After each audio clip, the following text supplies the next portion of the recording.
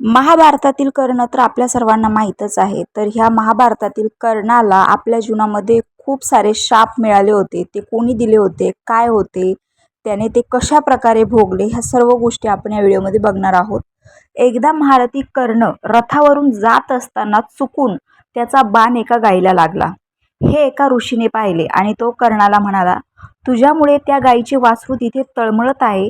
तू जर गायीचे प्राण आणून देऊ शकत नाहीस तर तिचे प्राण घेण्याचाही तुला अधिकार नाही.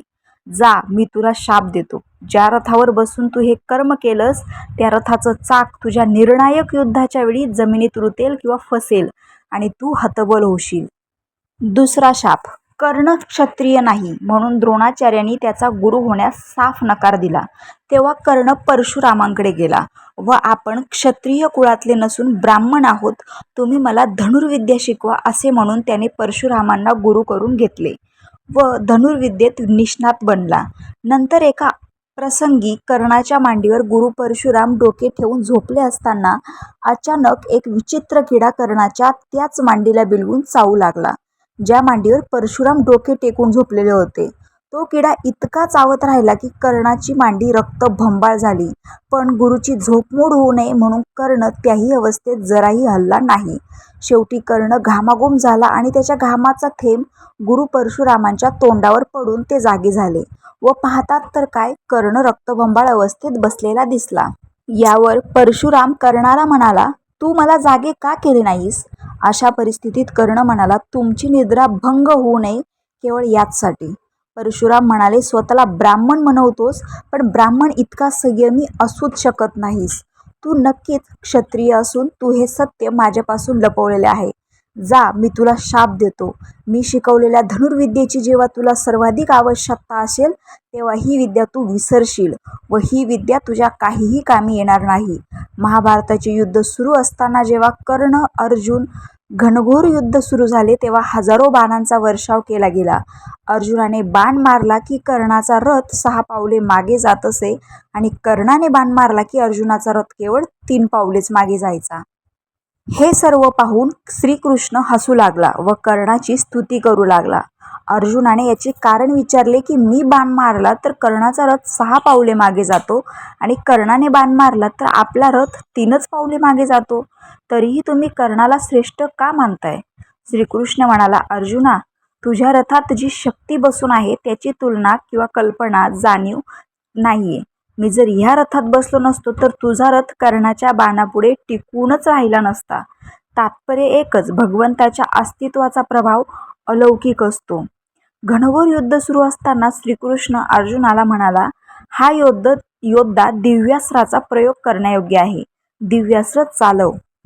अर्जुनाने दिव्यास्त्राचा मंत्र म्हटला आणि दिव्यास्त्र प्रकट झाले. ते गांडीव धनुष्याने सोडणार तेवढ्यात कर्णाच्या रथाचे चाक जमिनीत रुतले व ते पाहून कर्णाने ब्रह्मास्त्र सोडण्यासाठी मंत्र म्हणण्याचा प्रयत्न केला. पण गुरु परशुरामांनी दिलेल्या शापामुळे ब्रह्मास्त्राचा मंत्रच त्याला व्यवस्थित आठवला नाही व ब्रह्मास्त्र प्रकट होऊ शकले नाही. रथाचे जमिनीत अडकलेले चाक काढावे आणि पुन्हा युद्धाला सज्ज व्हावे या उद्देशाने कर्ण रथातून उतरून रथाचे चाक फिरवण्याचा प्रयत्न करू लागला.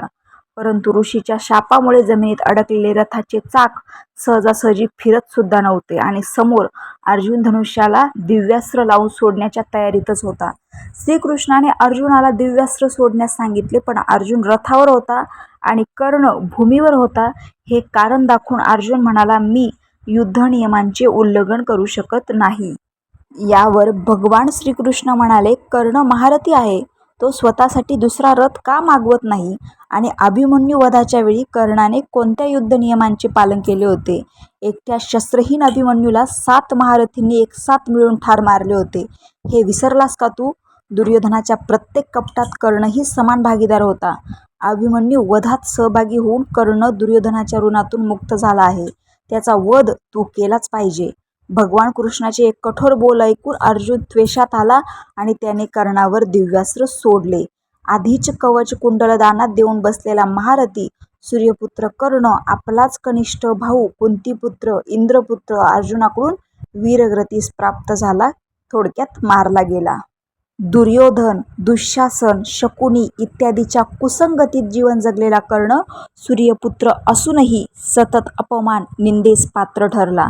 तात्पर्य एकच, मनुष्य जन्माने कर्तृत्वाने कितीही महान असला तरी कुसंगती व कुकर्म केल्यास त्याचा शेवट वाईटच होतो. असत्य बोलण्याचा परिणाम. महाभारताच्या युद्धात द्रोणाचार्यांना युद्धाचे सर्व नियम पाळून मारणे शक्य नव्हते. हे ओळखून श्रीकृष्णाने धर्मांतर मार्गाचा अवलंब करावा लागेल असे युधिष्ठिराला स्पष्ट सांगितले. त्या योजनेनुसार अश्वत्थामा नावाच्या हत्तीला भीमाने मारावे आणि सर्व सैन्यात अश्वत्थामा मारला गेला अशी बोंब उठवावी. ही बातमी ऐकून द्रोणाचार्य अस्वस्थ होतील व शस्त्रास्त्रांचा त्याग करतील. हीच संधी साधून द्रोणाचार्यांचा वध करायचा असे ठरले. पण अश्वत्थामा मारला गेला यावर द्रोणाचार्याचा विश्वास बसला नाही. तर ते धर्मराज युधिष्ठिराला सत्य विचारण्यासाठी अवश्य येतील. तेव्हा युधिष्ठिराने त्यांना असत्य बोलून खरंच अश्वत्थामा मारला गेला असे सांगावे असे ठरले. पण सुरुवातीला मी असत्य बोलूच शकत नाही अशी युधिष्ठिराने आपली भूमिका मांडली. यावर श्रीकृष्ण म्हणाले, धर्माच्या विजयासाठी तुला असत्य बोलण्याचे पाप स्वतःच्या डोक्यावर घ्यावेच लागेल. शेवटी युधिष्ठिर म्हणाला, धर्माच्या निर्णायक विजयासाठी जर मला हे पाप स्वतःच्या डोक्यावर घ्यावेच लागत असेल तर मी हे पाप करायला तयार आहे. नंतर भीम अश्वत्थामा नावाच्या हत्तीला मारतो व अश्वत्थामा भीमाकडून मारला गेला ही बातमी द्रोणाचार्यांना समजते. पण यावर त्यांचा विश्वासच बसत नाही. तेव्हा सत्य जाणून घेण्यासाठी ते युधिष्ठिराला विचारतात. तेव्हा युधिष्ठिर म्हणतो, अश्वत्थामा हतायते नरो वा कुंजरवा, म्हणजे अश्वत्थामा मारला गेला, नर किंवा प्राणी. हे ऐकून द्रोणाचार्य अतिशय दुःखी होतात व स्वतःच शस्त्रे सोडून बसतात. हीच संधी साधून धृष्टद्युम्न द्रोणाचार्याचे शिर तलवारीने छाटून धडा वेगळे करतो व द्रोणाचार्याचा देखील अंत होतो. असत्य बोलल्यामुळे युधिष्ठिराचा जो रथ पूर्वी जमिनीपासून 1 इंच उंचीवर चालत असे तो नंतर जमिनीला टेकून चालायला लागला होता. युधिष्ठिराच्या मृत्यूनंतरही त्याला त्या एका असत्याचे गंभीर भोग भोगावे लागले होते. 3. भगवंताच्या अस्तित्वाचा प्रभाव. महाभारताचे संपूर्ण युद्ध संपले आणि संध्याकाळच्या वेळी भगवान श्रीकृष्ण आपला रथ शिबिराकडे घेऊन गेले व काही अंतर दूर असतानाच अचानक अर्जुनाला म्हणाले, तू लवकर रथातून उतर. ध्वज स्थानी असलेले मारुती उतरतील व शेवटी मी सुद्धा या रथातून उतरतो. भगवान श्रीकृष्णाच्या सांगण्याप्रमाणे अर्जुन खाली उतरला. ध्वजस्थानीचे मारुतीही उतरले आणि शेवटी भगवान श्रीकृष्णही उतरले आणि त्या रथाने अचानक पेट घेतला व थोड्याच वेळात तो रथ पूर्णपणे जळून खाक झाला. अर्जुनाने श्रीकृष्णाला याचे कारण विचारले. भगवान श्रीकृष्ण म्हणाले, अर्जुना, या महाभारताच्या युद्धात तुझ्यावर ज्या दिव्यास्त्रांचा मारा करण्यात आला त्या दिव्यास्त्रांच्या प्रभावामुळे हा आपला रथ यापूर्वीच जळाला होता. पण मी रथात बसून होतो म्हणून हा रथ टिकून राहिला व भस्मीभूत झाला नाही व आज मी यातून उतरलो व ध्वजस्थानाचे मारुती उतरले तर या रथाला आग लागून हा रथ जळून राख झाला आहे. यालाच म्हणतात भगवंताच्या अस्तित्वाचा प्रभाव. रामकृष्ण हरी.